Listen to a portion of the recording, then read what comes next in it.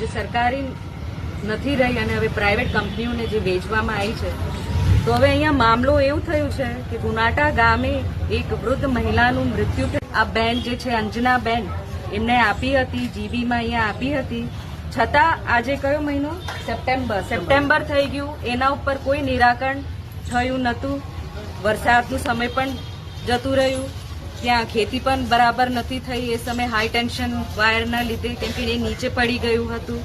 હવે આજે અમે એ બેન જ્યારે ગુજરી ગયા ત્યાં એ ગામના, તો અમે રજૂઆત કરવા આવ્યા અંજનાબેન મિસ્ત્રીને, અર્ચનાબેન મિસ્ત્રીને, કે આ જે અમારી રજૂઆત તમે સાંભળો. થોડા અમે આવ્યા છે, એક બેન ગુજરી ગયા છે, તો અમારા ઓફિસમાં જઈને જ એ બેન એટલી ઉગ્ર થઈ ગઈ અમારા જોડે કે અમારી રજૂઆત નથી સાંભળતી.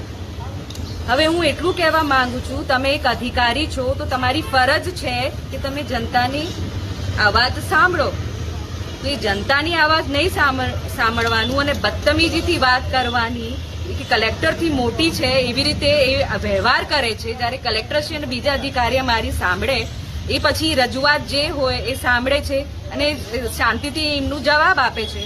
તો આ બેન કેમ આટલા ઉગ્ર થઈને બધાને બેઇજ્જતી કરે છે? અહીંયા તમામ જેટલા પણ જનો આવે છે ગામના, તો આ રજૂઆત અમારી નથી સાંભળી આ બેને. અને આગળ શું એક આ કિસ્સો થયો છે, અમારા વિનુભાઈ રાઠવા એ તમને હમણાં જાણ કરશે. અને તાત્કાલિક આનું નિર્ણય નહીં આવે 7 દિવસમાં, તો અમે બેનનું એને અહીંયાથી ટર્મિનેટ કે સસ્પેન્ડ કરવામાં આવે અથવા બદલી કરવામાં આવે. આ બેન કર્મચારીઓ અને આમ જનતા માટે કામ કરતી નથી, ના એમની રજૂઆત સાંભળે છે.